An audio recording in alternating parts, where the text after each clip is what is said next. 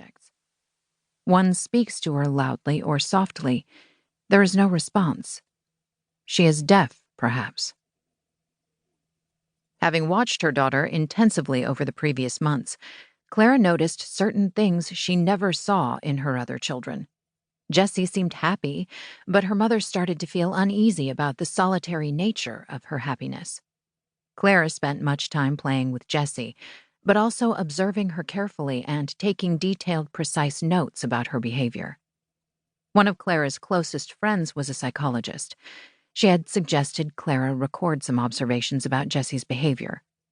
If the Parks needed to bring Jessy to a doctor one day, it would be good to have reliable written information about her. Later, she would, in fact, show those notes to many doctors. They would not always appreciate her efforts. Clara's journey to understand Jessy's unusual character started in earnest on May 15, 1961, when Jessy's pediatrician told her parents that she seemed to be autistic. In the early 1960s, the Parks took Jessy to a psychoanalytic clinic, hoping for suggestions about how to support her. Instead, the doctors blamed Clara for being the source of Jessy's self-isolation. According to the experts in childhood emotional development, Clara was the prototype of a cold refrigerator mother, an intellectual mother who starved her children of the natural affection they needed to develop properly.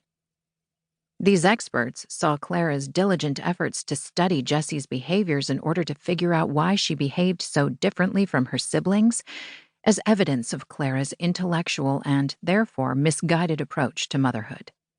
Additionally, the experts told her that there was very little they could do to help Jessy. This book tells the story of Clara and Jessy Park, focusing on their struggles to find their place in the world as they fought against narrow visions of motherhood and autism. Clara was called an intellectual mother. Jessy was categorized as autistic. For a long time, both labels made them suffer deeply and restricted what they could become. But in their remarkable journey together, Clara and Jessy broke through the straitjackets of those labels, learning from each other and eventually helping each other to construct a life on their own terms. Exemplifying different ways of combining intelligence and love, Clara and Jessy also helped transform our understanding of what mothers and autistic people can do. But what is autism?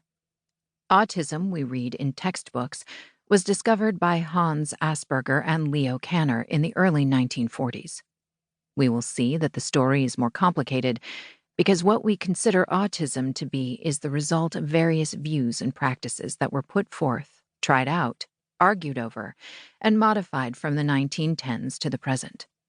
During that period, ideas about autism changed in striking ways. Autism was first considered a symptom of a mental illness, then a psychopathy, later a developmental condition, and now a disability or form of neurodiversity. Those changes were driven by a combination of research and changing social perspectives about how we should value people's different neurological makeups, what is now referred to as neurodiversity. Scientific attention to autism as an independent condition has developed mainly since World War II through research and therapeutic work in several fields: psychiatry, psychoanalysis, psychology, and more recently, genetics and neurology.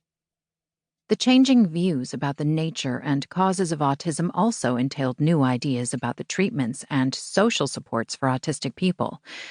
Just as importantly, this period witnessed profound changes in views about disability. In the 1970s, disability rights activists and scholars in Britain and the United States criticized what they called the medical model of disability. According to its critics, this model privileges the role of medical experts who define disability as an individual's deficit or pathology. Assuming that disability has no value to the person or society, these experts call for a cure or treatment. Critics have powerfully illustrated how the medical model of disability leads to the stigmatization and disempowering of disabled people. Furthermore, the belief that people with disabilities need to be fixed or cannot function as full members of a community encourages what is known as ableism or discrimination.